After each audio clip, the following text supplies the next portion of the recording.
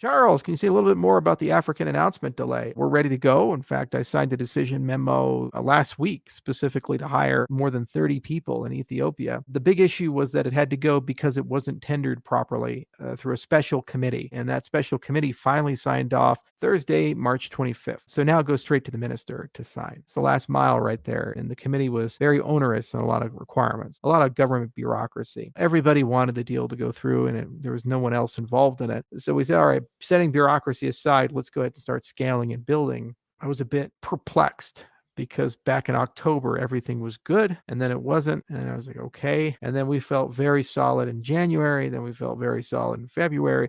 And then what happens is just more and more bureaucracy and more people got involved and more things happened. But it got to a breaking point where we're like, guys, come on. And March 25th was really the date that kind of pushed that through.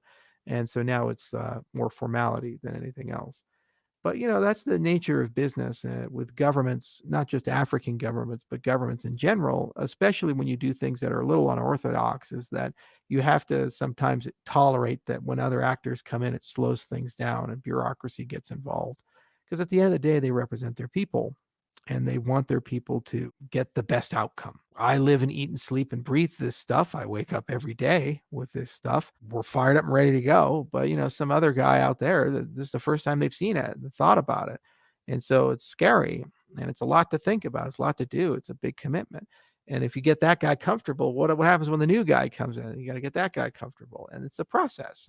But on the other side, if you get it done, you get access to millions of people, and you usually have strong barriers to exit and long arc deals that you do.